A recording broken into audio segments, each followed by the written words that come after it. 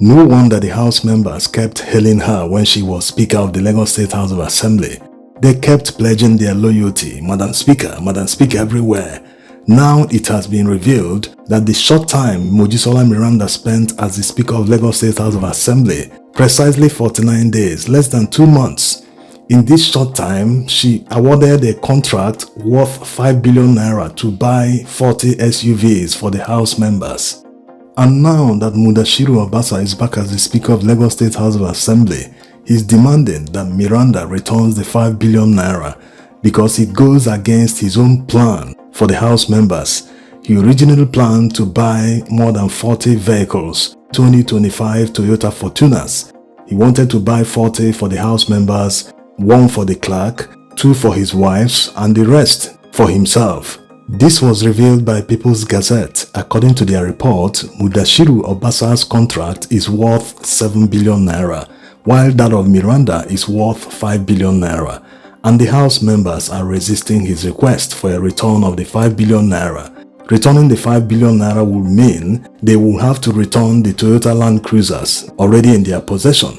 They are saying that they cannot, after using 2025 Toyota Land Cruisers, they will have to step down to Toyota Fortunas. 40 Toyota Land Cruisers at 5 billion naira means 125 million naira each.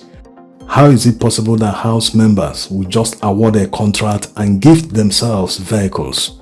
Anyway, until we make political offices less attractive for people, political offices will continue to attract the wrong people. Yes, this is a misplaced priority. Despite the fact that they need vehicles to conduct their affairs, to do their jobs as elected lawmakers in the state, but must they use vehicles that are worth 125 million naira? Nigeria is a very low-income economy with one of the poorest people in the world. Why are our elected public officials living the lives that their colleagues in middle-income economies or high-income economies can only dream of? Take United Kingdom for instance. Their parliament never awards contract to gift members vehicles. They don't do that. The highest they can do is to pay you transport allowance. You see them boarding public transport system, trains, buses, taxis. They don't just throw the money away despite the fact that they are already very rich. They can take care of themselves, unlike Nigeria that relies on loans. We're always talking about improving the IGR and all that, and the little money we have, we waste it on non-priority projects.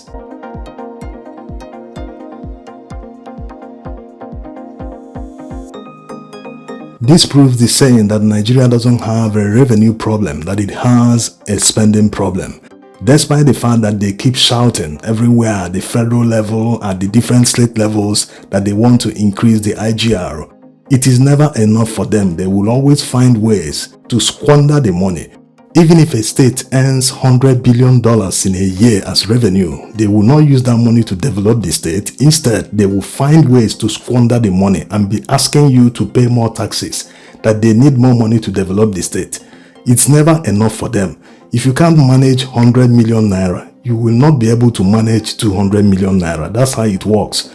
That's why in some northern states where they don't experience 10% or even less of the vehicular traffic in Lagos, you see them building flyovers. What do they need flyovers for in a state that doesn't experience traffic?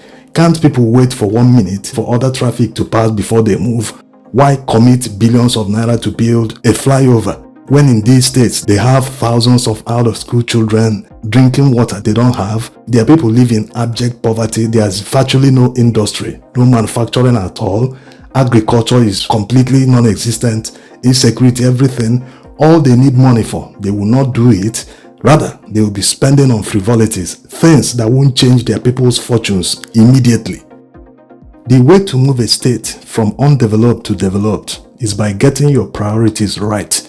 It can be done in a very short time, even less than 5 years. If you focus on your mission and say, this is where we want to be in 10 years, in 15, in 20 years, you will achieve it if you follow all your plans judiciously. And getting your priorities right means focusing on the things that people do immediately. If majority of your people are into farming, they are into agriculture, you have to focus on that because it will take more time to train people in new sectors. They already know how to farm. It's a matter of improving their conditions, studying to know how to improve and make them more efficient. Once you focus on that, you move to the next stage. That next stage is you have seen that your efforts in the agriculture is yielding fruits. The output has increased. There's serious production. There is food. You now move to food processing. Once you move into food processing, you know you have to import machines to process the food. You have to train people to use the machines. You have to train technicians to maintain the machines. You see, you're already expanding. The problem we have is that many people in executive positions in Nigeria feel that the only way to develop the country is by building physical infrastructure. Shiny homes and shiny hospitals, shiny many things around everywhere. No, that's not the only way to go. Not that they are not important. They are very important. But they have to first of all focus on human development. Once people acquire more knowledge, they will earn more money automatically. That's how it works. Because they have expanded their knowledge. The reason many people are suffering is because they are limited in knowledge. They can't earn a living with what they know at the moment. But once their knowledge is expanded, they can earn more money.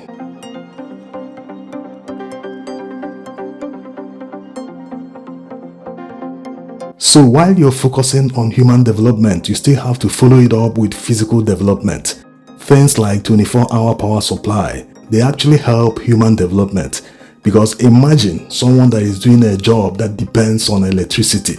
Without constant, reliable electricity, they will never be efficient. Yes, imagine the time it takes. You are doing something with a machine and all of a sudden there is power cut. You have to abandon everything you are doing. You go and look for petrol to power up the generator. You go and pull the changeover. All that time that you've lost is economic time.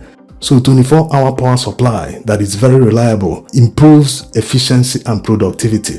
So all these add up to how to develop the country. But our people believe that, we'll come and build this road. We'll cut a tape. It's 200 kilometers. We'll come to another one, 2 kilometers, 3 kilometers. Even the way they build the roads, if you give them 500 years, they will still be building roads. Because it doesn't make any sense. The way developed countries moved from carriage horses to cars, they tarred all roads the same time. They just had to divide the communities, award them to different contractors. Some didn't even award the contracts to contractors. They used the city workers to do it. Most of the cities have, just like it used to be in Nigeria when we were in the regions, they all had Department of Public Works. They do all the construction by themselves. But in today's Nigeria, they award every contract to contractors. Even a 500-meter road, they will award it to a contractor. Small patch-up work they will do in the ministry, contractor. Even in the Ministry of Works, they will award it to contractor. What is the job of the ministry? All the workers they have in the ministry, what are they doing? So if you look at how other countries moved from low income to middle income, some even moved from that low income to high income. Countries like Singapore, yes, they are very small, but at least they did it. You will see that the reason why we are not doing it in Nigeria is because our system attracts the wrong people. Just like in this situation in the Lagos State House of Assembly, imagine just under 2 months, she has awarded contract worth 5 billion naira. That 5 billion is not even for their constituencies, just for them to enjoy the latest luxury vehicle. So we can achieve more if we start from the basics by making elective offices less attractive, by reducing their salaries, removing completely all the trappings of office, all this furniture allowance, this allowance, all that. Remove them completely. Security vote for executive office holders should be abolished. Yes, because this is the root of the corruption. No one accounts for security vote. A governor will just take that security vote, run into billions of naira. You can't do anything to him. No state assembly or even national assembly can invite him to come and explain how he spent that money.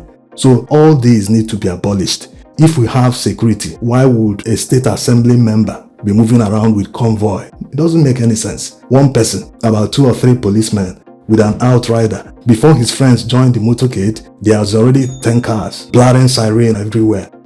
So we need to start from the basics. If we get the basics right, our politics will start attracting the right people. Politics is supposed to be people who are already made.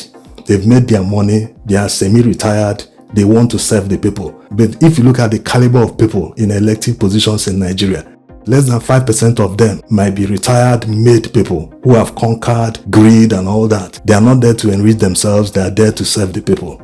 Thanks for watching.